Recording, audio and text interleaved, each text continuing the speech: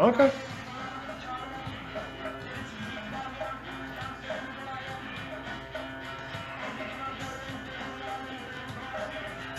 So let me It should be on this side or this side? sure. Oh, Oh, you want it to be on that side instead? yeah. Okay, cool.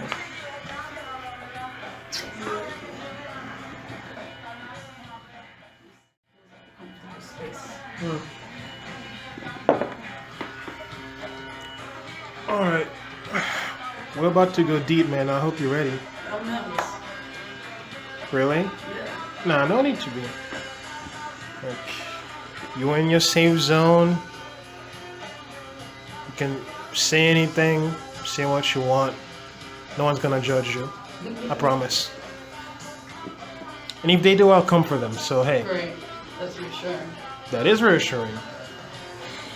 So, where are you from? Okay, so I'm from London. I grew up in London up until the age of 20, and that's when I started traveling. I grew up in South East London, a place called Greenwich. It's got a lot of ships. Ships? Ships, yeah. Like boats and shit? Yeah, it's a naval village, so there's an old ship there. It's right by the river. It's near a park where there's the Royal Observatory and Royal Naval College, which is specialised in working with boats. Yeah. What's your relationship with water? Growing up by the river, maybe. Yeah. I've also read my natal chart. Yeah. There's a lot of water in there as well. Yeah. Yeah, water everywhere, not a drop to drink. I mean, there's water in here. Yeah, water seems to be a very abundant and interesting force in fluidity and all that. You know, just elementally it's interesting. You know that quote by Bruce Lee, right? Be like water. Be like water. Yeah. It's so funny, you kind of like low-key got that yellow on, like he used to have.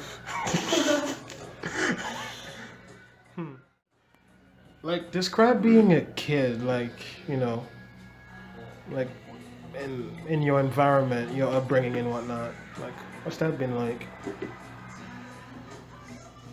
My mom was very creative, Uh-huh. so there was always something fun to do in the house. Yeah. She had some cool toolboxes with art supplies. Played out sometimes. I grew up with my sister mostly. We're pretty close in age, so I spent a lot of time playing with toys with my sister until she went to the computer. I soon followed after. But yeah, growing up as a kid, it's not something. There's not a lot I know how to say about it. Like, did you have like a favorite spot you like to hang out at your house or By the wherever? river? By the river. It was pretty close. It was like a 5-minute walk, so it's like a little cut around the side of the block where the ship and the tourists were on one side, but then there were like these cannons lined up on the other side of Creek Road. That was like a cool spot. You could climb over the fence when the river was low and just chill by the water. What time of the day do you usually go there at the time? It depends. Like, Daytime. would you ever go like in the dead of the night at like 2 a.m. or some shit? Probably not 2 a.m., but late night, yeah. Or I'd walk past the river on my way home from work. You ever swam there? In the river? Yeah. In the Thames? I mean, I don't know. Maybe some people no, the do. River Thames is not a very clean place. Oh, okay. So it's like that New York water, huh? Yeah, it was like, you're not gonna go swimming in the Hudson. Okay, yeah, I mean, okay. you might if you're brave. Good luck. You? No. So how supportive were like your whole family slash friends slash whoever? Oh, my immediate family there, my parents and my grandmother, uncle. Yep. But it was really just my mum that lived in London. So let's change this song. Yeah. Not right for the mood you're trying to go for.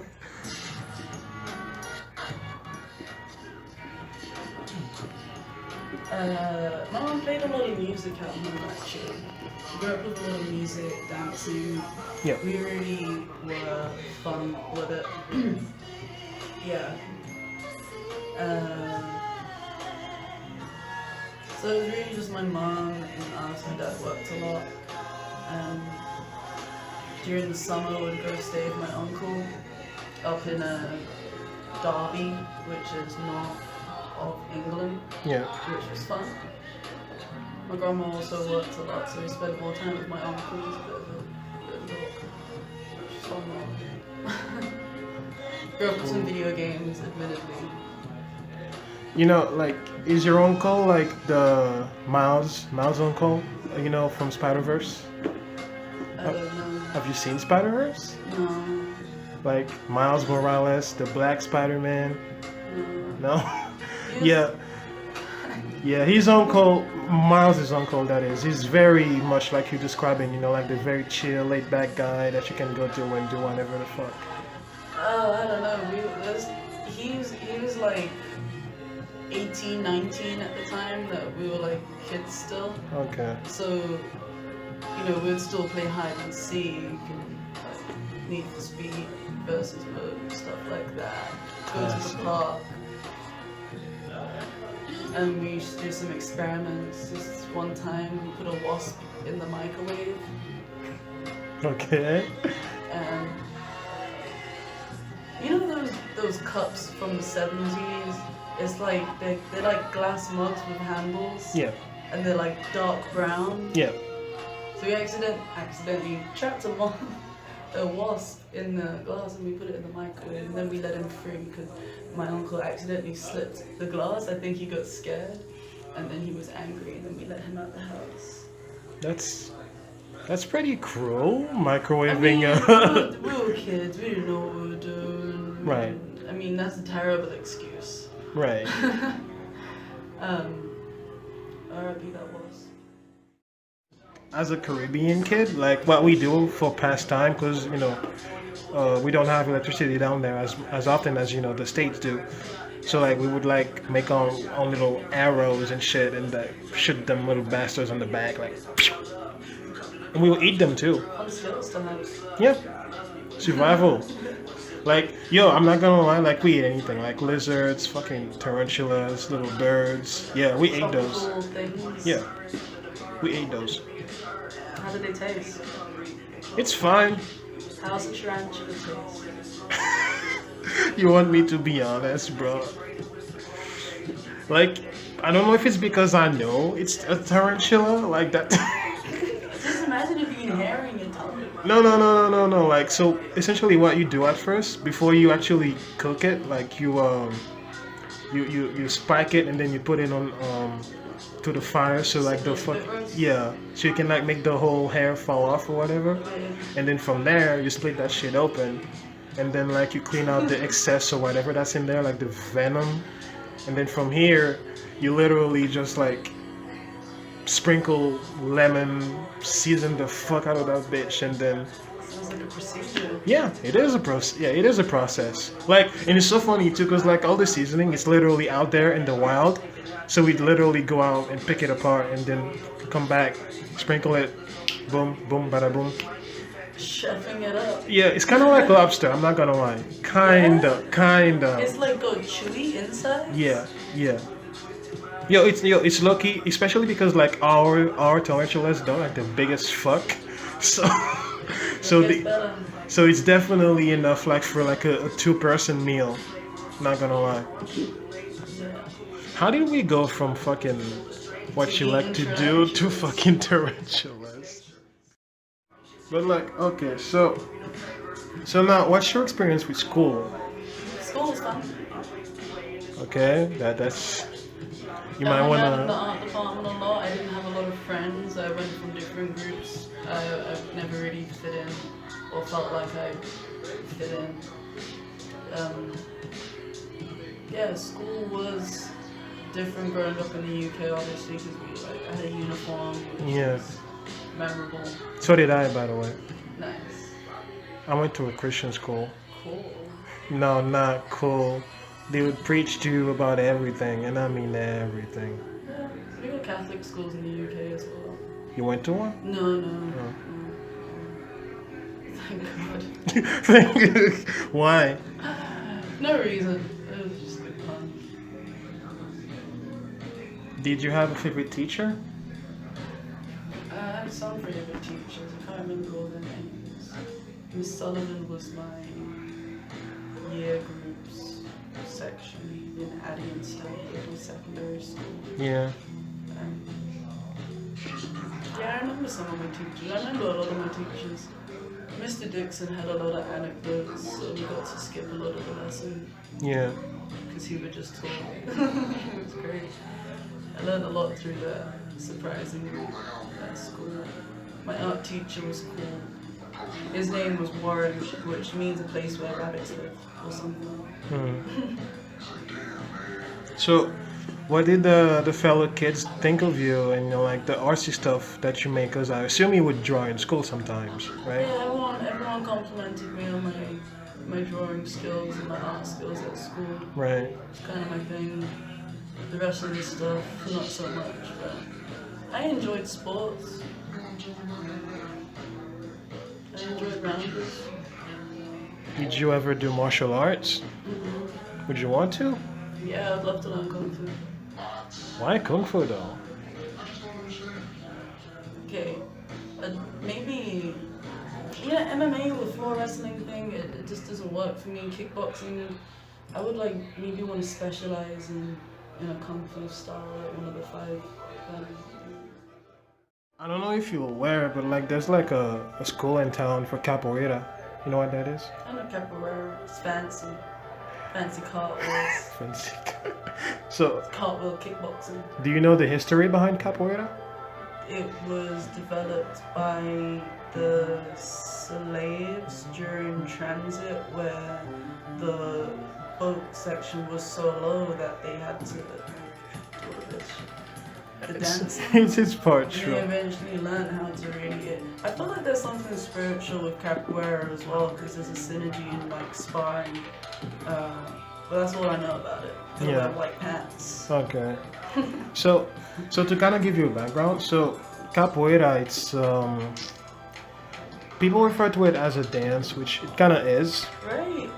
Kind of is. But essentially, the dance component comes in as a part to disguise the training, because at the time, slaves are not allowed to train or do exercise because, obviously they're trying to rebel and they don't want them to be at the top of their shapes to be able to take over.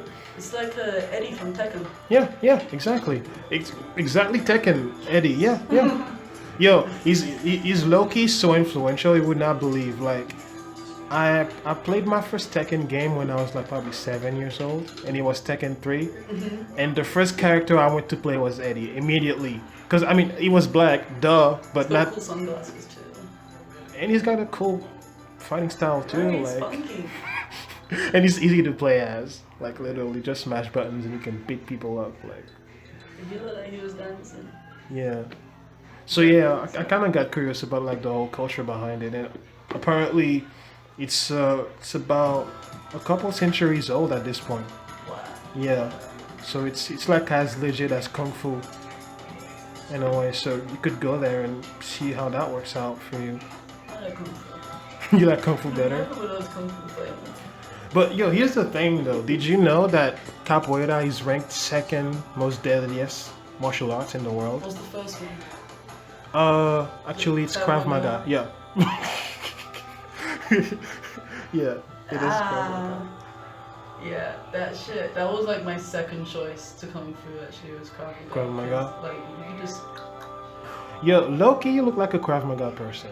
Yeah. If that makes sense. Like you chill, but like if I fuck with you, you might fuck my shit up and like. Yeah, I don't want to fight.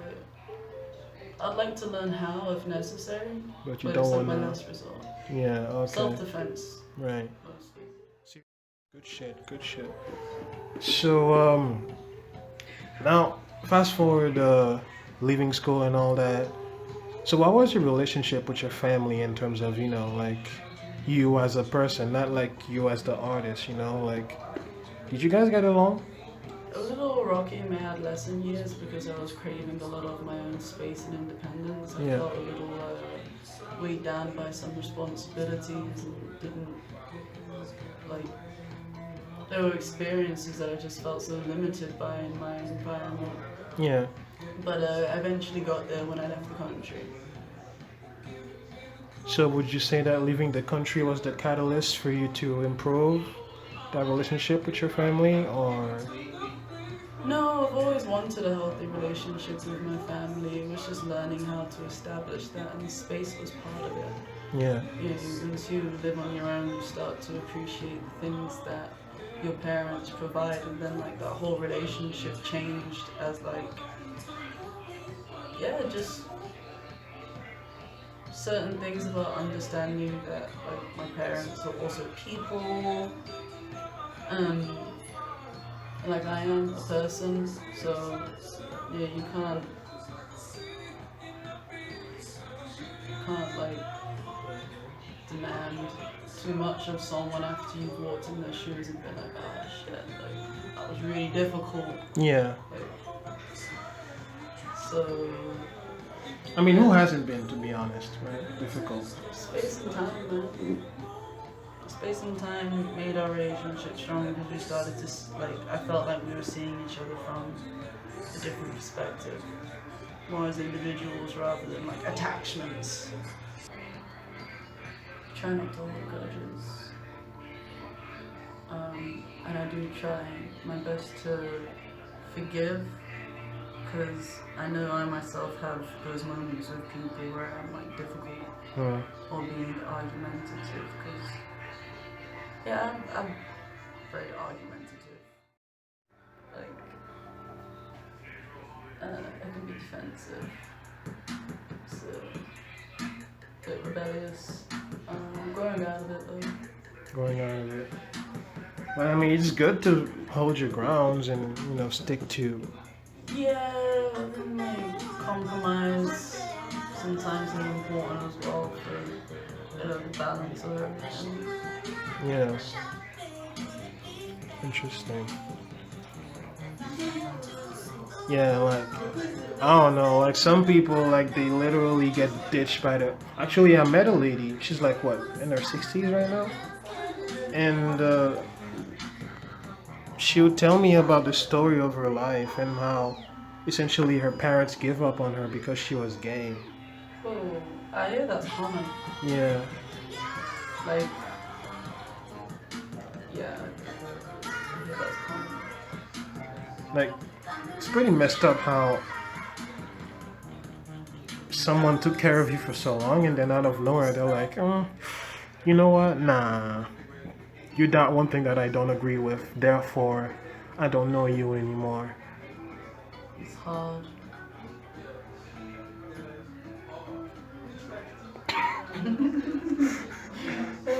You got scared.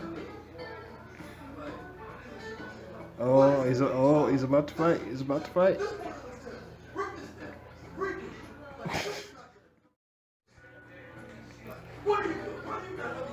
So, back when you were in the UK, like, how invested were you with American culture overall? Other than what came over in the music charts and what I grew up with, not so much. I learned about some American art when I was in college, and that was fun.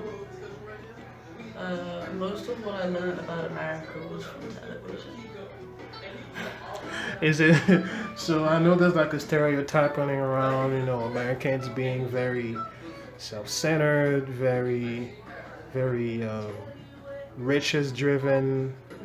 Like, did that? Money driven. Yeah. So like, Capitalism. did that transpire a lot through what you've seen from the media that Yeah. Yeah. Yeah. It's more like the American dream, making it in America, and just the whole history of America and what America is. America, you know, the land of the free. Go get your opportunities, and it seems like it's still not a very old place in our time, even. And like the art I'm interested in, or the art that I was used to, was European art history. And I feel like American contemporary art reflects society in a whole new way, and you know, a good opportunity to create something new and different and away from what we know, but also like magnifying on it at the same time. Interests me, like America, contemporary America. So is that what led you to make the move here, or to at least consider it? Yeah, especially New York. Like, New York is so iconic. And growing up in London and like having lived in Paris, it felt like a natural place to go to after living in those places. Because it's like, okay, London, Paris, like what's New York? And I emphasize a little on the art aspect of it because the art here is different from, like so different from the art that I'm used to that I was used to in Europe. Like going back to the whole opportunity thing, it seems people come to New York to like do shit, you know? Right. You can do shit anywhere, but you know, if you're gonna do it in New York. Yeah. Yeah. And you wanted a piece of that. Yeah, I wanted a piece of that pie, a piece of that apple pie. Yeah. So you mentioned briefly that you traveled in Paris, right? Huh? You mentioned briefly that you traveled in Paris. I lived there for a bit, yeah, pretty Okay, time. cool. So like, how much of your life did you travel? What places have you seen? So I lived in Paris for about 3 and a bit years. I went to Tokyo for 10 days. Been to Edinburgh, Scotland. Okay. A little bit of Scottish. Scotland! Edinburgh! What was the most striking to you when you got there in Scotland? Edinburgh? Yeah. Yeah, the architecture's beautiful. It's all like so old, it's never been bombed, and it's got loads of hills, and the heath, the castle. Is it that part of town or the whole country itself? Edinburgh in particular is like particularly old because it's got like main castle that's there. There's other parts of Scotland that I haven't seen that I'm sure aren't as like intricate in design. Edinburgh's a tourist attraction, I think, for its. I'm pretty sure a couple of episodes of Game of Thrones were filmed there. Probably. Yeah. The North. Yeah. King of the North.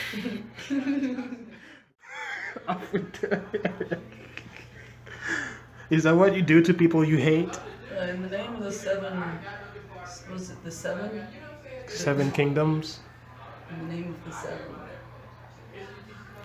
Like, I know you mentioned that you're All trying gods to. and the moon. Yeah. I know you mentioned that you try not to hold grudges, but like, let's be real. Like, Over the heads. we've all had that one person that if we could have all ways with them, we would. Do you have that person in your life? Revenge? Well, if you can call it that, yeah.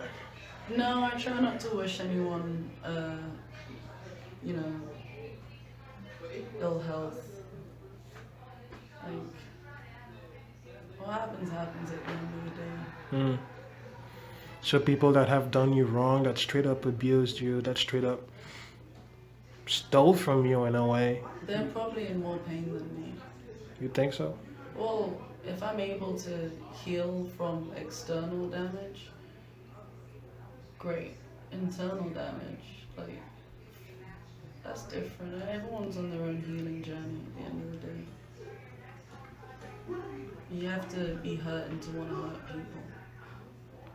Fuck. Yeah, that's where the deep shit is coming in. Let's talk a bit about your relationship with like people, and by that I mean like dating. So What was your first crush like?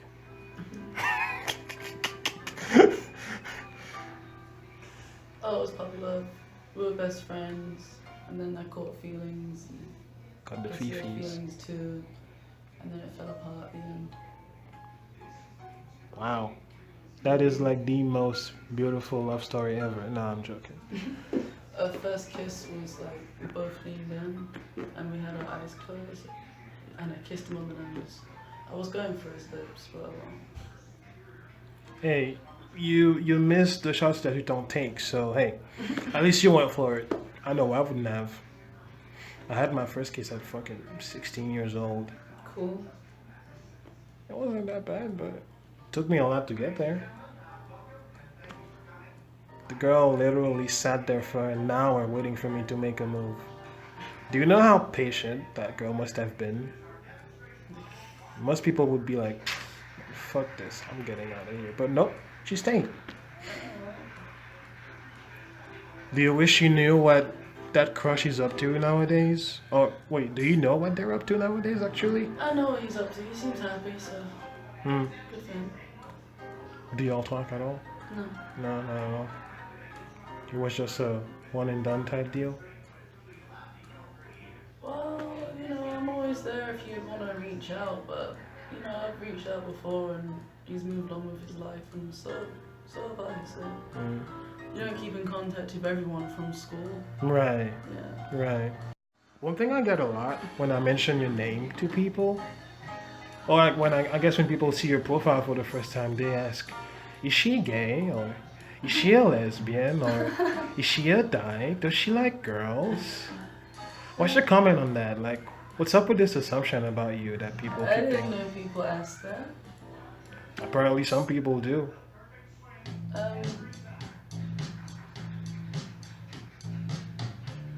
I'm an artist. So what, by default, you have that gay energy with you? Is that what it is? I don't know if it's gay energy. I'm pretty comfortable with like men and women, Yeah. depending on what the energy is like. Naturally, I'm more attracted to men. Like, I wouldn't turn a nice lady down if there was a connection. But that's so rare as well. Just finding connections with people in general that have like.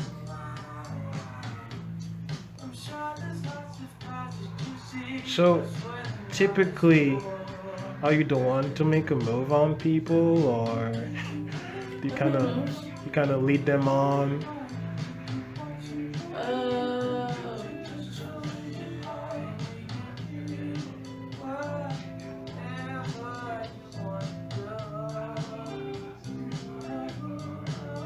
You gotta think really hard about that one, huh? I do have to think hard about it.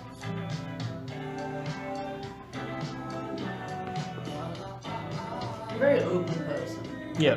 And being open and polite also can be mistaken as flirting. Right. And sometimes light-hearted flirting I feel has like a playfulness about it. And when people are more relaxed, they're more playful, and it's just easier to get to know someone, more than just like a superficial, like, how do you do this? Just like, relax. And that can sometimes also be mistaken for flirting, and people hear and see what they want to hear and see at the end of the day. Yeah.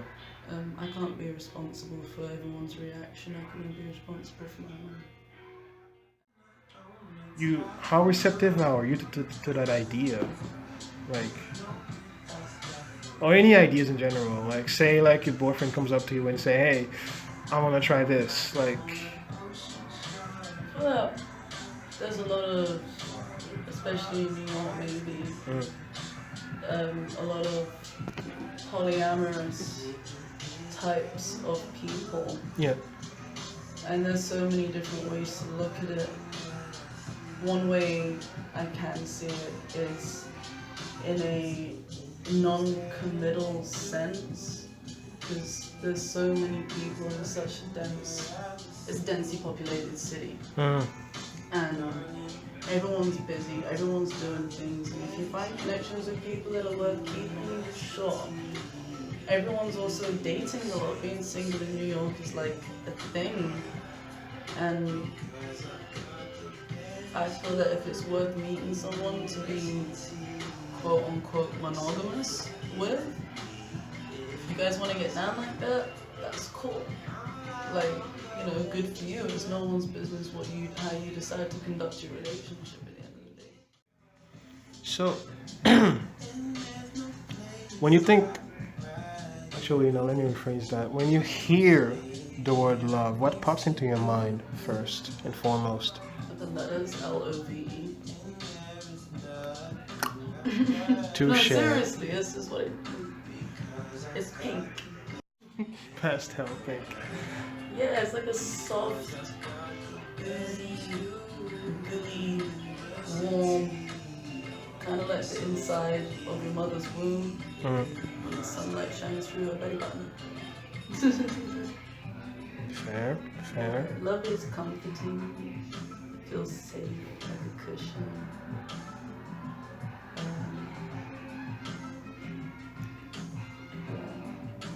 It's got 4 letters, like a table. Do you think it's essential in your life, personally? Love? I think love is essential, period. Mm-hmm. Self-love. The love of anything that you enjoy doing. I like that one. I Self-love. love my craft, therefore I need love in order to pursue it. Clearly. I need love for myself so that I can feed myself.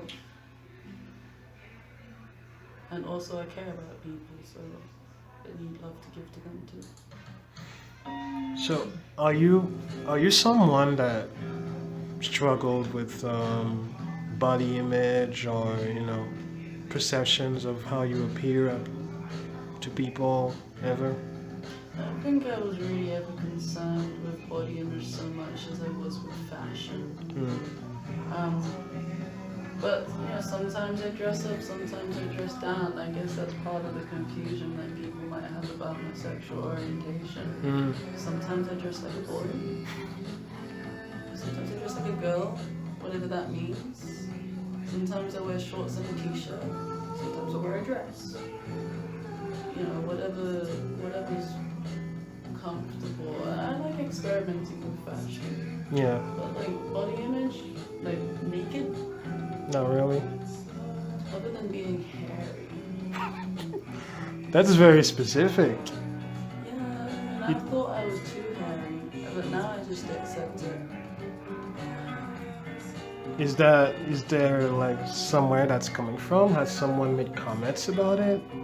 This one time, this boy, his name is Jordan.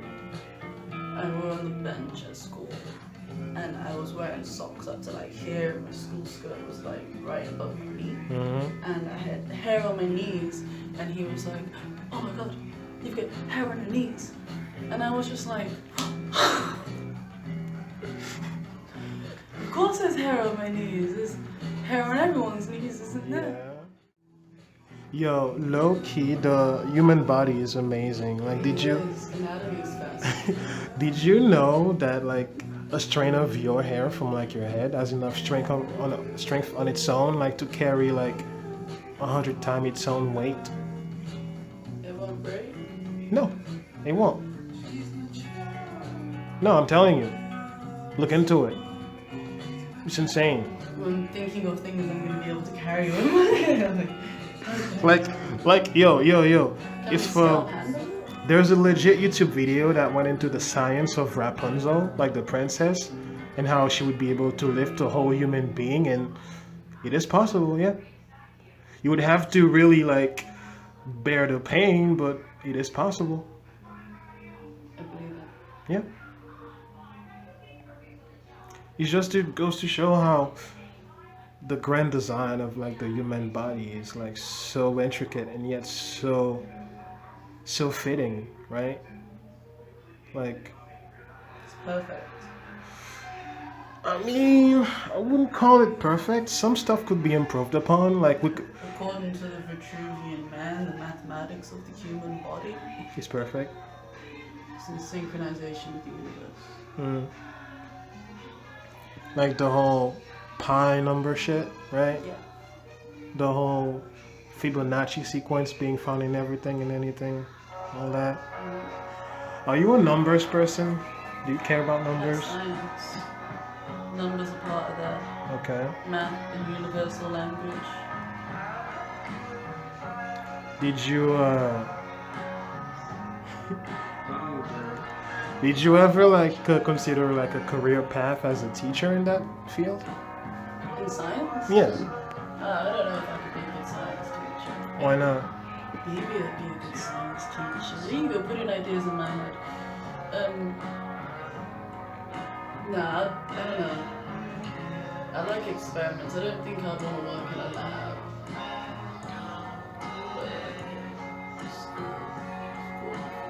But you're a tinkerer though, right? Mm-hmm. You're a tinkerer. Like you try to mess with stuff to see what happens though, right? Like earlier when you were when you were doing this whole shit with like the smoke with the water and whatever. Yeah, that's like a tinkering thing. I like experiments. How do you experiment with color and your art? First of all, hold on. Before we even go there, what's your background in that whole area? Like, are you formally trained? Are you like, what's that? Tell us. I did GCSE art, and then I did my A-levels, and then I picked up apprenticeship in music, events, and production when I lived in Paris. Yeah. That's where I met my mentor, where he helped me understand more contemporary work and being able to, use the tools that I have to decipher work in a more intellectual way and learn more about the artist. Because I always liked art and I was always good at art. Yeah. But I wasn't interested in really understanding it because I didn't know how to, and he really put me on. I wasn't until that's why I was learning photography as well. And just putting narrative into things and depth, developing experiences that I'm going to be able to use with the skills I attain. And when I came to New York, that's when I started painting. My Etsy asked me, what do you want to do? I was like, I just want to be an artist. And then we went and got some canvas and paint, and he really helped me kickstart I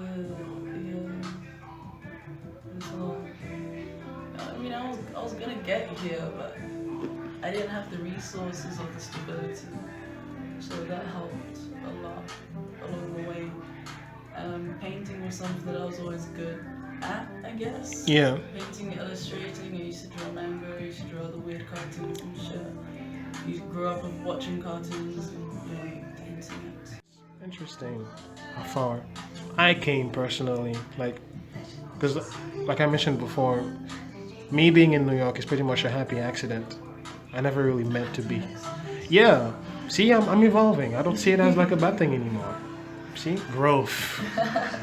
Growth. No, but seriously though, when I came here, I thought to myself, okay, what the fuck do I do? Where do I go from here?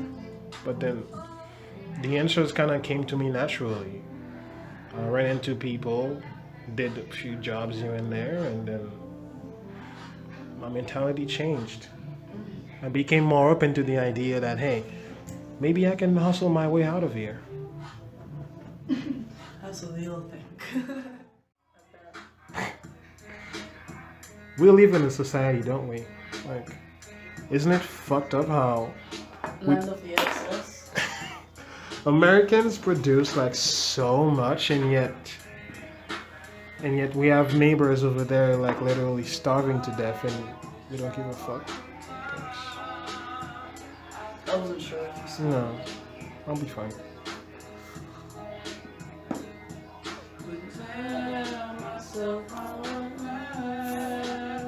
You'll be fine.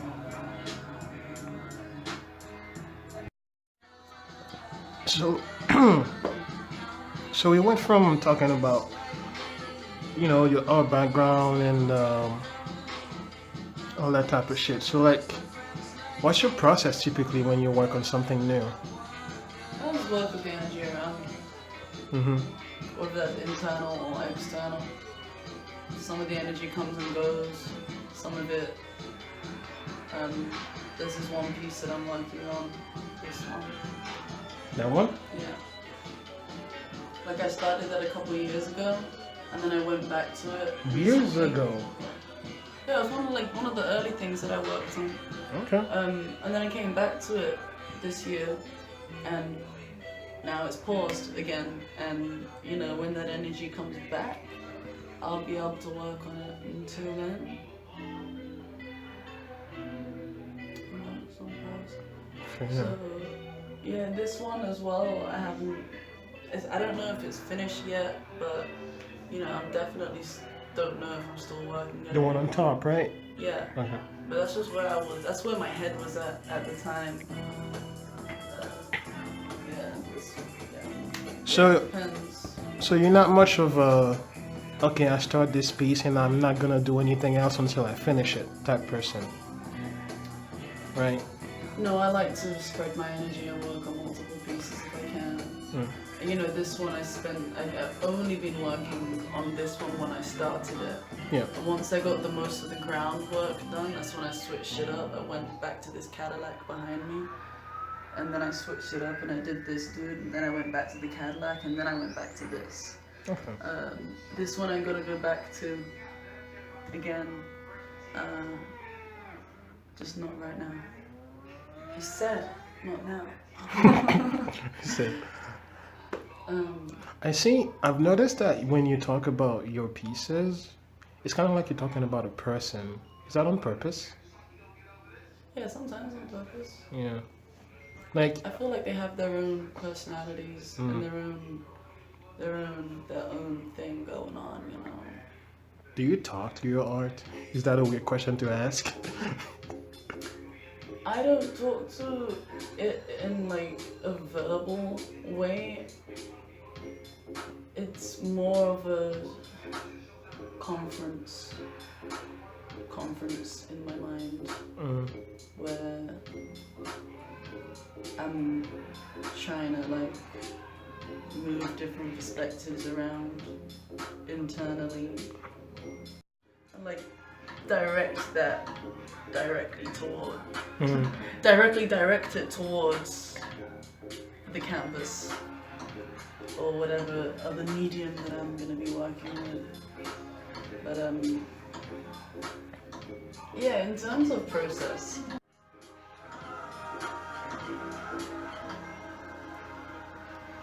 it's hard to describe in words. Yeah, no, I'm at a loss. Like, do you usually like sketch before you do something? No, it's all improv. Word. I started sketching this year more. I need to go back to it. Guilty. But it's like I'll get an idea and then I'll sketch it out. And then like I might not ever look at it, but I would have planted those seeds in my mind after like seeing it on paper and be like, okay, cool. And then like I'll draw another thing, and then my paintings, they come together from like all these other little sketches and all these other little things that I put down or photograph or read. I then try to put them out like dollar bills at a club, you know, on one piece. Makes sense. So sometimes I'll go like through a phase of adventure or chaos, as Moon put it. Moon's a person, by the way. Thanks for clarifying. Yeah. he was like sometimes going between chaos and a system would like helps, because during that chaotic phase I'm building narrative, I'm collecting data, I'm gaining inspiration and observing, and then yeah, comes from a different array of experiences. What's this one's name? The one that just dropped? What's the name of that one? OG? OG? That's the uniform, right? Uniform. The uniform for what again? That's it. I mean, any hood really, as long as it's white and you got sports shorts on, do-rex tight. OG. Yeah. So, this Da Vinci, you know Da Vinci, right? I mean, who doesn't know Da Vinci? Yeah, Leonardo da Vinci. Oh Yeah. yeah, I know that one. So like he, I believe there's a quote by him, and I'm paraphrasing here. So more or less, he says that you can always build upon art. You can always add more stuff to it. And this was specifically, I believe, to the smiling lady. I forgot the name of it. I'm uncultured as fuck. What else? What's expected? Mona Lisa. Yeah, Mona Lisa. There we go. So apparently, he spent hella time working on it, and a lot of people don't know it, but like the nose, he spent like a majority of his time on the nose area to get it just right. So he would literally just grab his brush, dab into the paint, dab onto the canvas, let it dry for a bit, come back, do it again, over and over and over again, to kind of build that 3D perspective with that trick. So yeah, his philosophy was very much that you can always build upon your piece at any given point. It's never truly finished. So do you share something similar when you said not really, you more when it's done, it's done? But now that I've kind of like went over that, do you have any revision to your own philosophy, or? It feels finished when it's balanced. Like for some reason this one is not finished. I know it's not finished.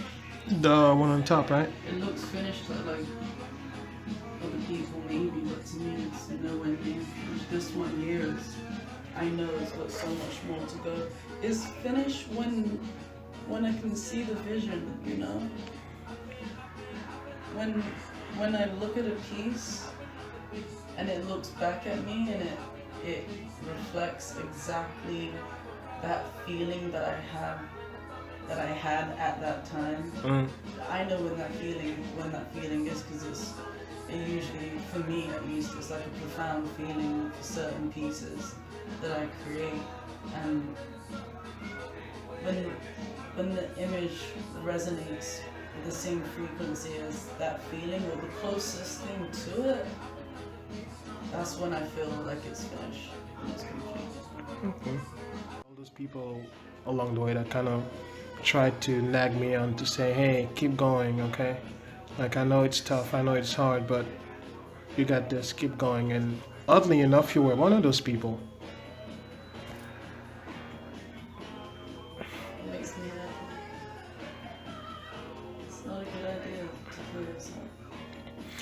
It's not. It's pretty much like a virus, I feel like, from my own perspective. It's something that like infects your mind and makes you think so less of yourself that you literally consider that maybe the earth is better off without you, you know? It's such a weird thing to contemplate. Because when I was a kid, like a teenager, I guess, I never thought that killing myself was the wave. I mean, don't get me wrong, I've self-harmed in the fact I have self-harmed in the past. Like, I would punch things as hard as I could to make my knuckles bloody. I would try and take a knife to my wrist and make myself bleed, even though I was a bit too pussy to actually dig into my skin like that. Self-harm. Yeah. So like, how much of that would you say resonate with you, like mentally? Self-harm, suicide, all that shit. I think we can sometimes collectively and individually go through very dark periods. I've been through some dark periods in my life where I felt like death would be easier. But it never is. What would you say got you through at the time? I mean,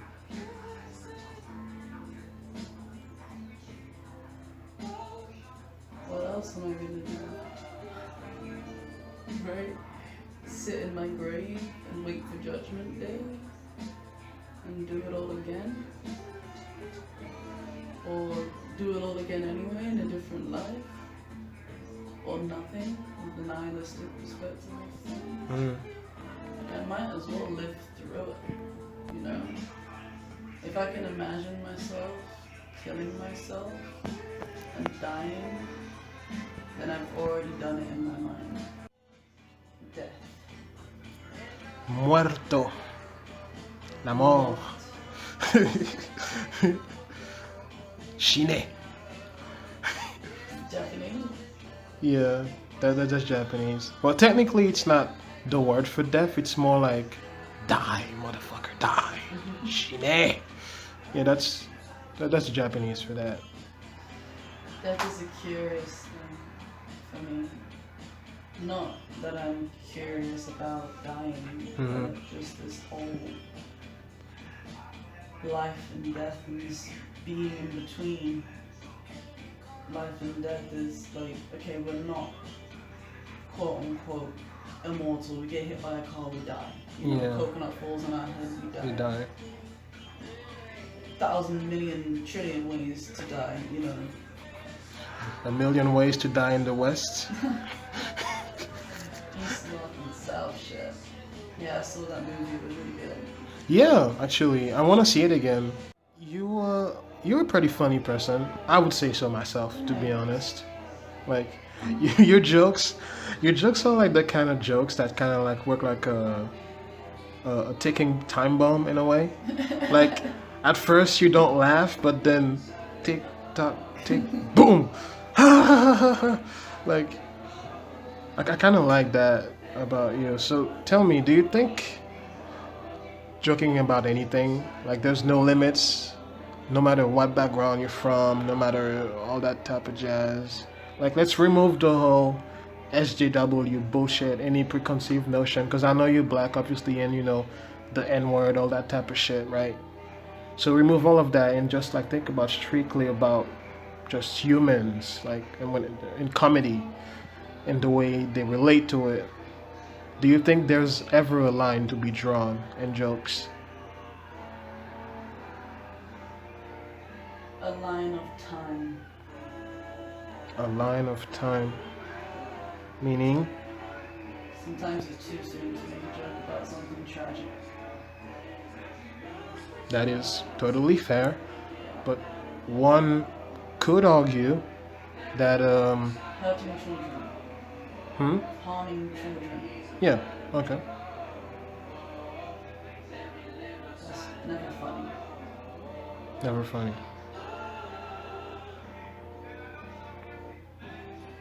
Anything else?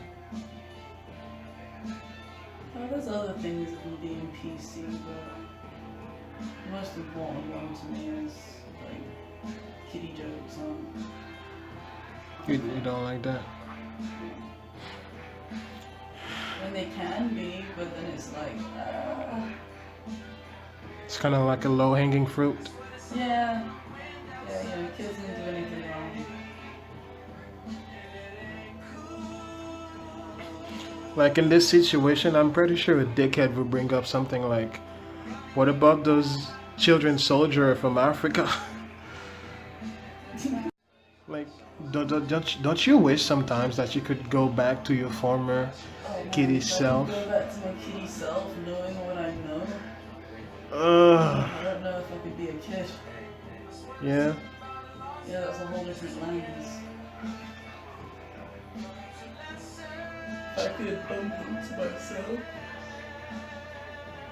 If I could bump into myself as a kid and be like, oh hey, I'm not your future self giving you advice. But like I might try to drop a couple of gems and be like, oh, she gets. It's interesting because I've always kind of thought about how that scenario would go down. Like if I ever could time travel to see my past self, or I guess my child self. Honestly, I'm prepared. Like I've always been a nerdy kid. I've always liked fucking science fiction, Doctor Who type shit. So the idea of myself visiting me in the future is not very foreign to me. I would be so hype. I was like, bro, yo, I got the PS2 right here. Let's go for a round. Let's boot up that Tekken. Let's go. You play video games with your younger self? Yeah.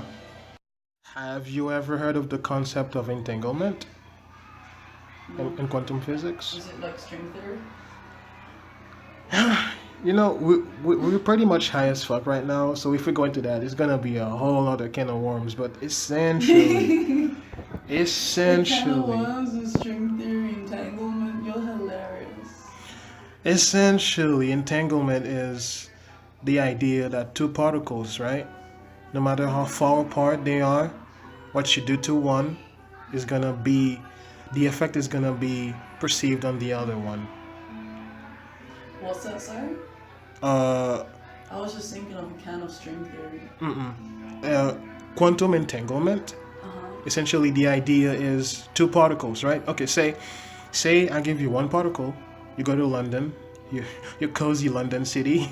Take this particle with me. Yeah, I carry it to London. and you keep it. And And then I have that twins particle, or that particle's twin. I hold on to it here in New York. Whatever I do to it here is gonna be felt to that particle over in UK. Like, yeah. Like, say, I don't know, like, so there's like an invisible string? call it a string, yeah, but it's more of a direct super Wi-Fi YouTube link than Invisible string. yeah. So Wi-Fi. no, like seriously, it's fucking trippy though. Like if you look into the science of it, it makes no fucking sense, and yet, yeah. That was one of Tesla's ideas of having like wireless electricity. Yeah. And then that fucking DC guy came along and it was like, no bitches, here's Con Ed. I'm gonna invent Con Ed. People are gonna cheer me on for years because of it. Nah, bro. No, actually, it's so funny. Tesla actually did try to institute, like free electricity and, Yeah. free all So that. he was taken out. That's what people say, but I don't know. People are right. So, like, are you kind of like a conspiracy theorist? Like, you go into that 9/11 shit? There's, man. The truth. I feel like there's some truth to the conspiracies, and it is a rabbit hole at the end of the day. Do try to take things with a grain of salt. Yeah. Tie yourself to a piece of rope and a tree outside before you go down there. Yeah. 'Cause shit gets weird, and yeah, but I mean, it's still all very educational. I learned a lot about the banking system, its history, and America. Yeah. The legal system is very complex. Yo, the Rockefellers story is fucking sketchy as All hell. of it's sketchy. All of it. Even the English. It's all sketchy. Like, where the fuck is that money coming from? We don't know. Treasury. You just print it out of the machine. But yeah, there's more to it, obviously. You don't need to go there, man. That's a whole other trip. Mm. Jeez. I feel like there's truth to things. There's a lot of cover-ups. I mean, even the most recent thing, the whole Epstein. Yo, Like, you that don't was, have to be a conspiracy yeah, theorist. It's just shady. It's yeah. sketchy. Look at it. So like, would you ever take an activist approach to your art in terms of spreading a message or Yes. Environmentally, I yeah, want to do something. like what? Being more resourceful with energy efficient, Mm, recycling, rising sea levels, nature, mostly recycling, just sustainable shit. yeah, Makes like I don't get sick. It doesn't disgust me. Not like my nose isn't up in the fucking sky, but so things like plastic bags. I really need to try harder when it comes to carrying my own shopping bag mm. to the grocery store. Wait, so you're saying you don't No, I'm saying like it's always like something that I'm trying to implement? be aware of. Okay. Like, oh, how can I use less energy? It's not that hot in here. I don't need the air conditioner on. Yeah.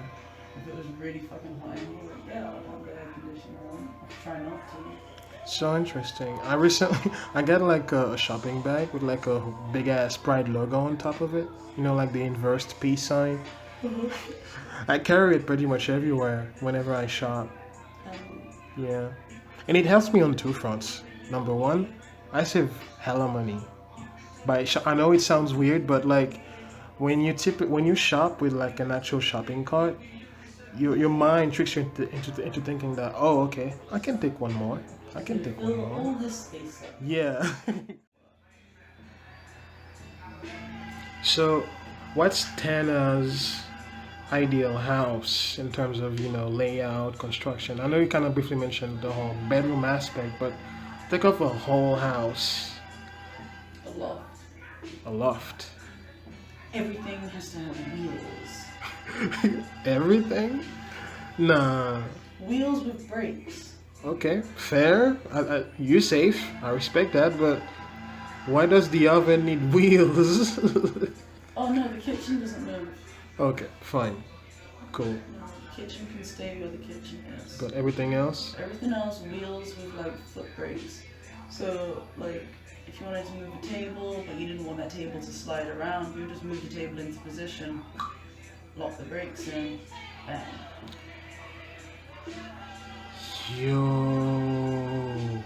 Couch, TV stand, Wheels. chairs. Maybe there are no wheels on chairs.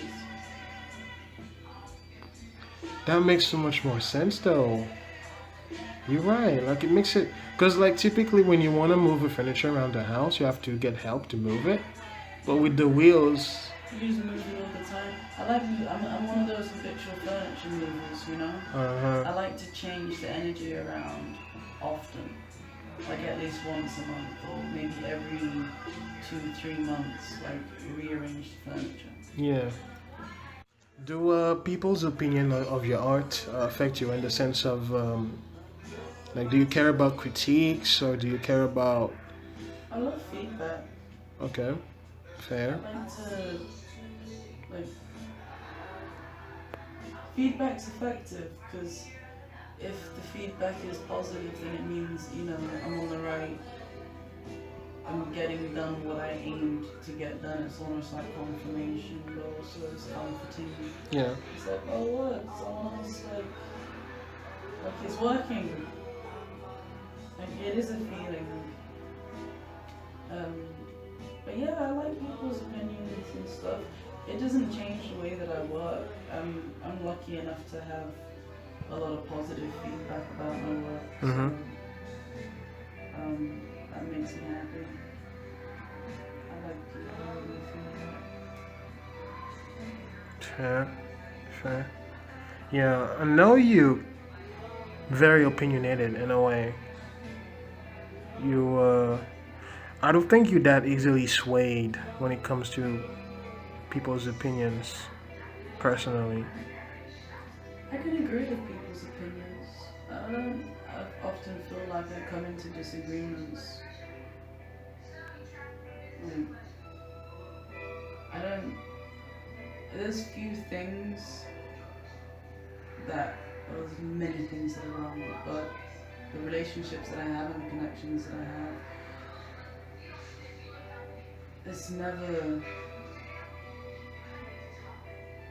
it's always progressive. Even if it is a disagreement, it's progressive. Yeah, I've noticed it's so funny, like when we were talking about like the more darker shit, it's so funny that not only you talk about it from a very, I'd say, serene position, but also you kind of refer to it in a sense of, like it's you better than that in terms of, like, I try to be above it. yeah. I try to live above my demons, even if I can't kill them the way I want to, or assimilate with them. So yeah, like it's kind of interesting that you kind of apply that same logic when it comes to the worlds and its evils, like I feel like it's necessary to make a separation between just being able to see it from a little bit further off. It's like the things aren't what they seem.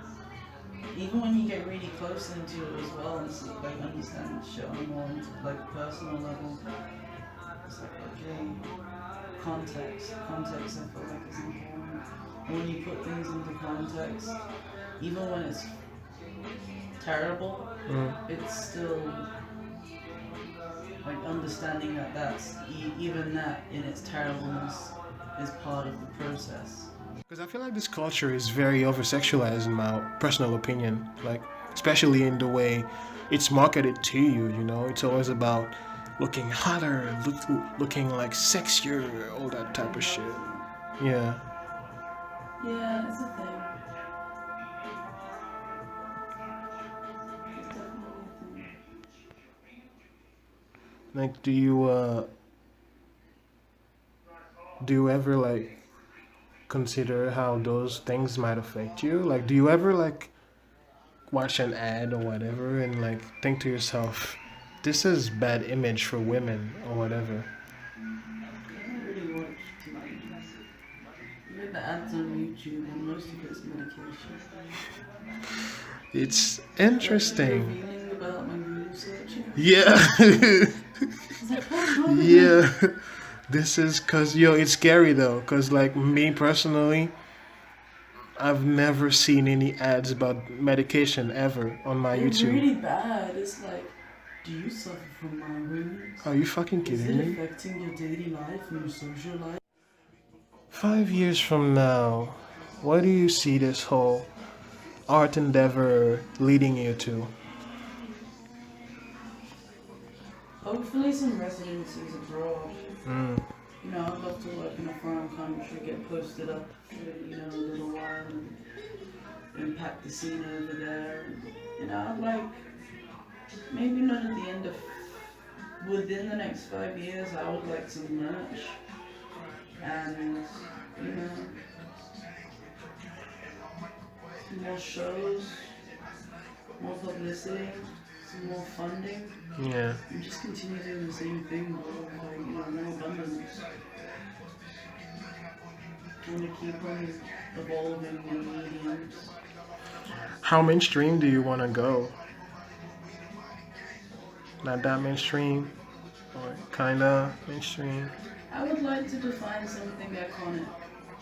I would like something iconic, Like when you think of Picasso and you hear that word and you say, When you oh, think of Picasso, you kind of think of like, the bold, his style, the lines, the blue phase, like you know what his work's about. yeah, and you want that same thing too. Not the same as Picasso, but I'd like when people. I would like that when people see my work, they can recognize it as being my work. Yeah, that's That's definitely Tana. that's Tana. Tana the Torrent. 10 times T squared. Torrential talent. Yeah. It's so, yo, remember earlier on when we were talking about, your relationship with water? I just realized torrent, water, That was a coincidence. it is? Yeah, I picked up the name Torrent from my bros in Paris.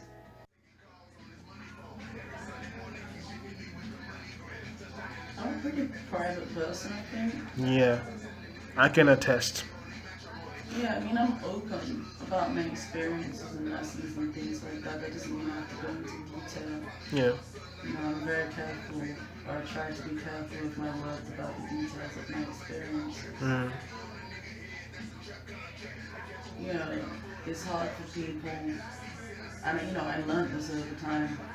You can't tell someone a story and expect them to understand from the same perspective that you're telling it from yeah, after being there. Because they're always going to project their own experiences on within the experience that you're telling them in order to create that picture in their mind. yeah, And sometimes it comes out wrong, You're not the same person to everyone, Like, your experience with me is completely different from someone else's experience with me. yeah. Like, someone else might see me as, like, an asshole. Is that really what you think you come off across as to some people?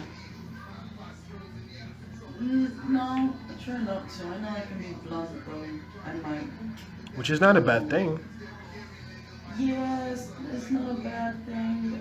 I guess I should learn to be softer with people, but also it's like... I listen to house at home when I'm alone. Listen to house in the house.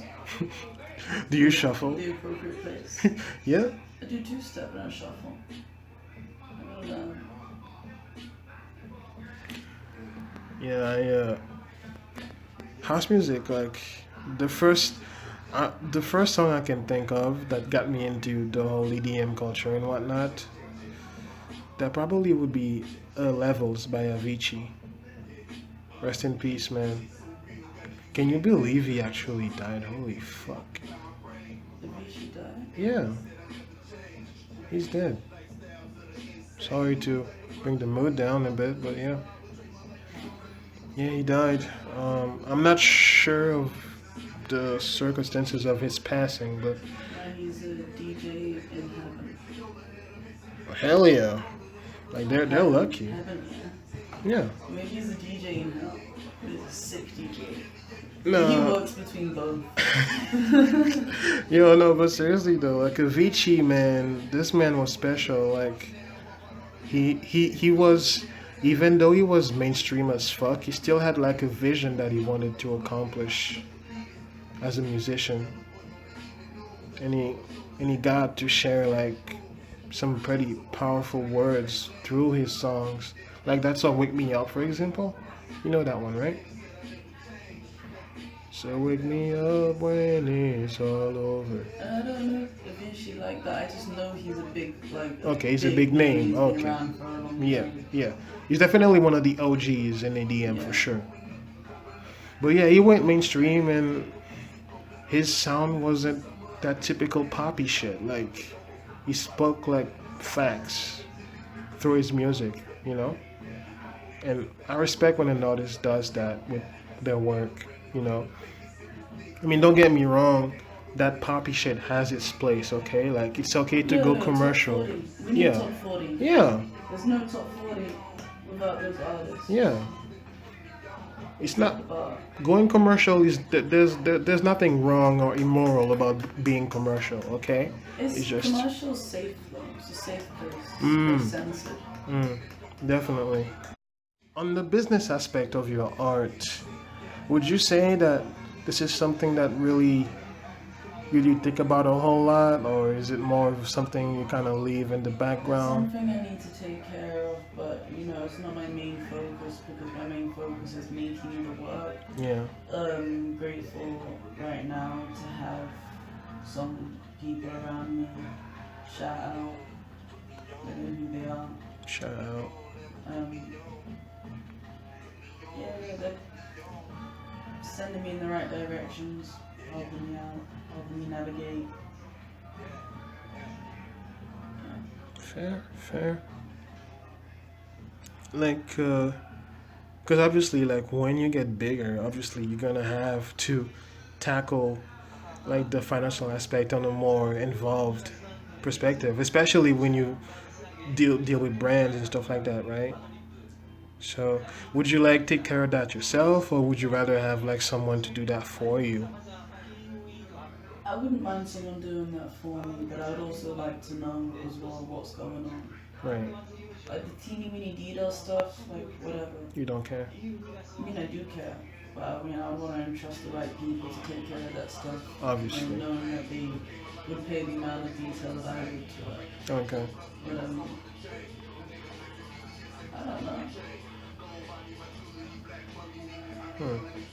Yeah. It's not something I think about enough. Food for thought. Yeah, because obviously you said you wanted to go into merchandise at some point. Yeah, I mean, I know how it's the marketing side of things to me. It's like I don't get it. You don't get. Like I don't get it. I understand that marketing is a thing. I just don't know how. Like I wouldn't know what aspect of my work to narrow down and market because my work is So vast and I don't have a single like a trademark type thing, so I'm still working on that trademark. In the meantime, I'd like to put other concepts out. So. Okay. Yeah. Like honestly, I feel like the stuff you make would fit perfectly as like wearables for jackets, for example. Whether or not that you make each individually by your own hand or have them printed would be up to you. But I feel like people that respect you enough and love you enough and frankly crave you enough as an artist would not settle for like a printing. Like we are at an age right now where people are conscious of what brands are doing to us. Like they don't see the point of like sporting a fucking swoosh on their chest anymore. They want to like have something more colorful and more playful. Swoosh is kind of expressive, man. Iconic. Yo, you know what's funny? That person to this day didn't get a single penny. And do you know why? Didn't they get royalties from it? Yeah, they don't. And do you know why? The contract? No. Like they literally sold it for scraps to the company. Like this tip. Yeah. You can have this swoosh. Give me $5. It's like $5. How much do you think that person is kicking themselves in the balls right now? That's why I don't use $5. You used to be selling graphics for $5. Ew. You're making multi-million dollar profit. What is your message for all the kids coming into the new generation? Don't stop believing. Don't stop believing. Is that a reference to that? Well, if that song comes to mind, the lyrics are pretty good too. You do have to hold on to that feeling. Make the world a better place, or keep on making the world a better place. And don't take advice from stupid old people. Take advice from smart old people. Oh, you had me at the first half, I'm not gonna lie. Misdirect. I respect that. Take care of your parents. Why do I feel like you're talking to yourself in that one? Because hopefully, if I have children, they'll take care of them. Fair. Fair. Yeah, don't forget about your parents. You'd be a great mom, I feel. Thanks. Like with You're a the great cat mom. with the kind of baggage that you have, like with your life, like you've traveled pretty much all over. You just pass all that trauma to my children instead. Yeah. Yeah. Advice for the future generation. Yeah. Don't Your stop. head up. Keep your head up. Don't get stuck into materialism. I don't think they will because the world is melting. Mm. Keep a sense of humor, hold on to your insanity. Don't listen to people like me. Okay. Listen to yourself. Listen to yourself. Listen to yourself. What's your message to the future aliens that will eventually like come and visit us or maybe conquer us? I don't fucking know. What's your message to them? Human life is incredibly valuable to the universe no matter what you say. Mm. So if you exterminate human beings, you will exterminate the universe as you know it. So you can't do that. Fair. Very fair.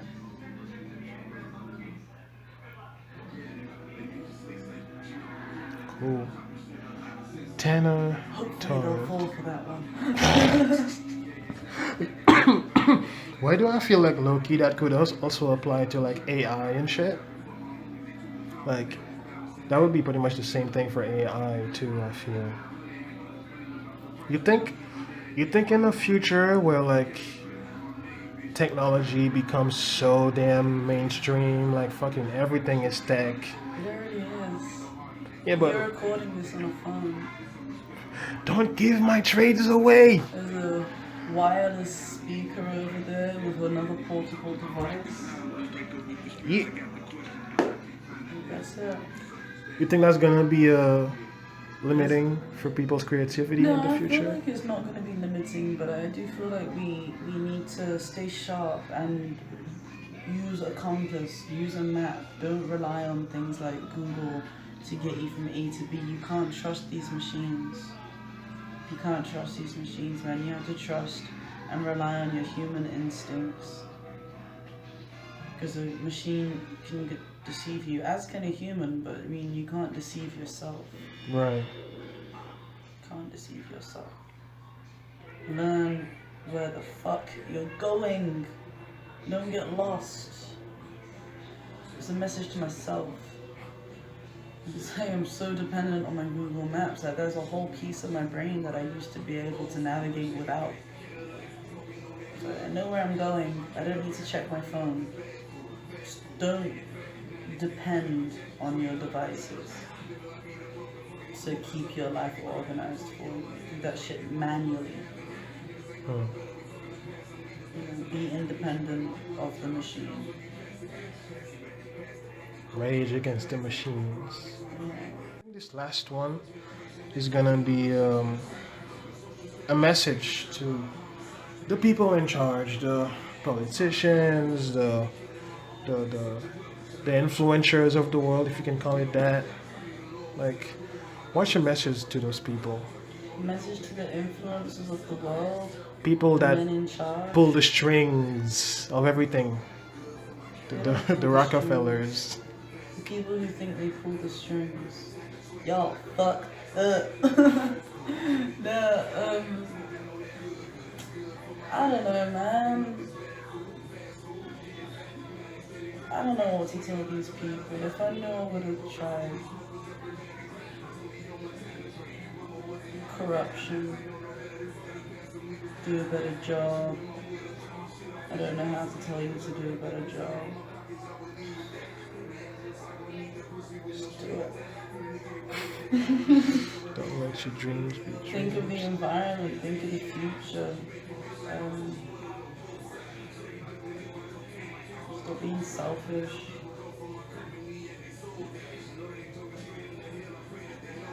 pay your employees fairly. fairly. Fucking CEO is making like $500,000 while like the guy below him is making barely to sustain Up his the family. game, Yeah. being selfish, holding on to mad money that you're not planning on doing anything with yet. Yeah. Jeff Bezos. How much generational wealth do you realistically need, you know? Invest in people, invest in the community, invest in better, renewable, resourceable energy. Invest in saving the planet and making the world a better, safer place. And if you don't,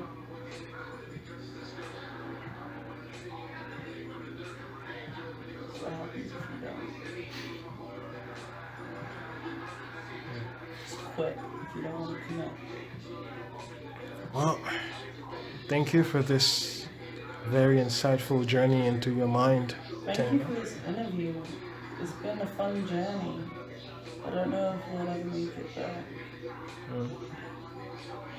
We will. You taught me to be optimistic, so. Optimism is key. I have a t-shirt. Optimism. Optimism. It's the key to everything.